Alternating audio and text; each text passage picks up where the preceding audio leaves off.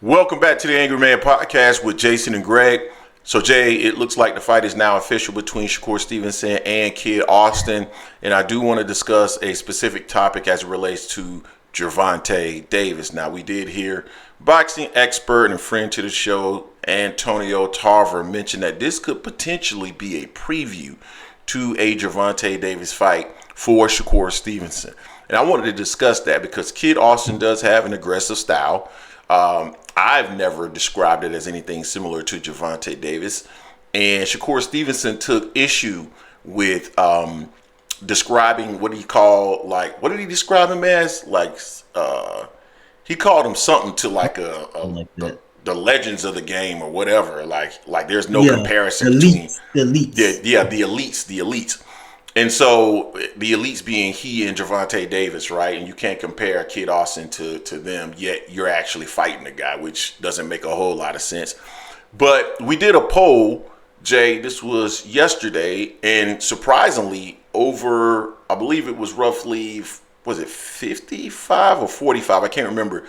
Saw this fight as either competitive or a fight that was compelling for Shakur Stevenson. So if this fight is competitive and or compelling, then that must mean that maybe Antonio Tarver had a point in regards to whether or not this fight would be a preview to a Gervonta Davis fight. So, Jay, what's your thoughts on that? Do you see it in that manner? Not a preview to a Tank fight because he does nothing that Tank does. Tank sets traps. Tank can knock you out with either hand. Tank's not falling over himself, being aggressive, almost like headbutting you.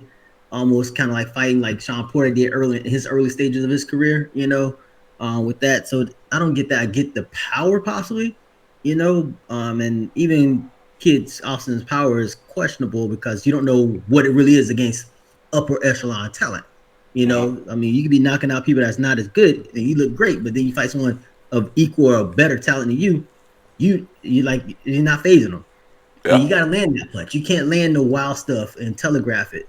With Shakur. Shakur's a very slick fighter. People say we hate on him or anything like that. It's just the fact that he does pull back and the way he is moving. I don't like fighters. I don't want you getting hit. I love Floyd the way Floyd fought, but Shakur ain't Floyd. He's not staying in the pocket, slipping and dodging and unloading on you. He's not doing that. He's hopping back, and if he is in the pocket, he does make you miss. He don't make you pay. He sit there and look at you. He's not going to put himself in harm's way in any type of way. So Shakur punches when a punch is available, like completely when a punch is available, and when there's no. Let me say it like this: Shakur punches when the likelihood of a punch coming back is very slim. That's the only time he punch. Yes. So that means that it becomes somewhat of a boring fight. I think it can be a preview to a Gervonta Davis fight in the sense that we're going to see Shakur moving a lot.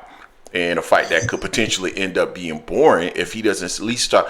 I don't mind people talking about the sport of boxing and the art of boxing and hit and not get hit. I love that. We loved Floyd. But Floyd was there he wasn't getting hit and he was right there. That's the point of hit and not getting hit, not to move around the ring constantly just to get out of the way. So I think in that regard, it could, I don't know, be a preview for a Gervonta Davis fight. What would be interesting is to see if Kid Austin can land on him. Now, Austin is pretty athletic. I've heard you describe him as a Sean Porter-like fighter. I think he's actually more. I think he's cleaner than Sean Porter, actually. So I disagree with you in that regard. I think he's faster than Sean. I think he's more athletic than Sean. I don't know if he punches as hard. Now, I think he probably punches harder than Sean because I didn't think Sean was a big puncher. But really I just think there's opportunity there, for him to potentially get on the inside and land, unless Shakur is just consistently pulling back. And again, I like to see fighters stand next to each other to see how big they are. And Shakur is typically, although he was moving up in weight, he's typically been bigger than most of his opponents, Jay. Have you noticed that? Yeah, he was big at 130. That's why he lost his belt on the scales. Mm-hmm. He was at 130, He couldn't get down. He couldn't get below 132. So he's big. He's probably this 135 is a perfect weight class for him. He said numerous times that he don't walk around real heavy anyway. I'm assuming he probably works around like 150 at the most, because he doesn't look like he cares a lot of what he stays in the gym as well. So that's a good thing about him. But it's gonna be interesting with him and Kid Austin because he's not gonna be the bigger guy in the ring. I think Kid Austin's gonna be the bigger guy. I think Kid Austin's stronger as well. But that's when it comes up to the IQ and then the experience overall. And I think that's where it's gonna shine for Shakur in this fight. But I'm happy for the matchup. At least it's not a guy coming off a TKO loss, being moved up in weight.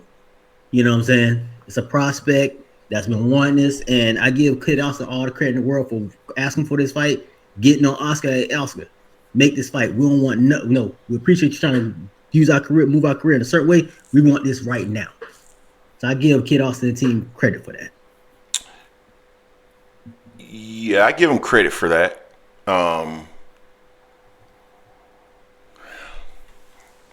I'm just trying to think about how the fight could potentially play out. It would be interesting if Kid Austin is actually competitive in this fight. Again, I don't know. Like, what are their specs? Because that's going to play a big part in it. Like, what is Shakur's reach? What is Shakur's height? Because like if Shakur has the ability to just kind of pop shot from the outside and just pull back, I think we're in for a really boring fight. Because I don't think he has this. Because Kid Austin doesn't have the skill set and the experience of Gervonta Davis, where I believe Gervonta Davis will be able to walk him down, get up under his shots, and still be able to get on the inside and deliver punches to Shakur Stevenson. I think it'd be kind of challenging for Shakur to just simply continue to pull back against Tank. I think that could be very dangerous. Kid Austin, I'm not so sure about. And like I mentioned, with a former fighter, I don't want to get anybody upset, but I always thought that once he fought somebody that was bigger, that could hit him from range, the same range that he could hit him from or hit his opponents from, he'd start having some problems. I think Shakur would be somewhat similar in that if he doesn't have the ability to stay on the outside and simply pot shot you from distance, I wonder what then happens, from Shakur. And I still think he's a really good defensive fighter, but I wonder what happens at that point. I just looked it up. So pretty much height wise, they're virtually almost the same in height. 5'8", 5'7". Reach wise, Shakur has who's 5'8"? Who's 5'8" though? Who's 5'8"? Shakur. It says Shakur is 5'8", and they say Floyd is 5'7". Okay. So Shakur still has the measurables in both reach wise. Shakur is 68. They say I've had to do some more research on Schofield. Schofield is 66.9. So yes, 67. So 67 versus 68. So he has a slight advantage on it, but not much. Not like it's 68 to 64 or something like that, or 70 to 65, But he still has I think size wise though, as far as the way Schofield comes in there, he's going to be the bigger, stronger guy that can also go against him as well. Kill that oxygen early on all that muscle. He'll gas out later in the fight. So, but we're in for an interesting fight. I really want to see what Schofield's going to bring to the table. See what how and if he can affect Shakur at all. They talked a big game. Now it's here. It's here for him in February. So we'll see what's going to happen with that. They say they've already. I hate the fact they keep thinking about sparring like it's just one way. Like, we've already sparred Shakur. We know what he got. He also knows what you got. He was in the ring sparring Kid Austin as well. So he knows what Kid brings to the table too, is just for sparring. But again, that is just sparring. They both changed since then, So it's going to be interesting. It's going to be quite interesting. So I just pulled up a photo of them. I'm going to share it real quick here,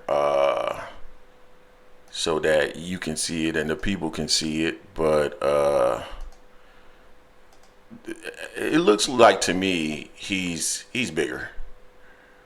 He's slightly taller. Shakur looked like now I don't know how long ago this is, and Kid Austin could have gotten bigger since then as well, because it looks like Kid Austin is 22 right now, so this looks like it's probably a few years ago.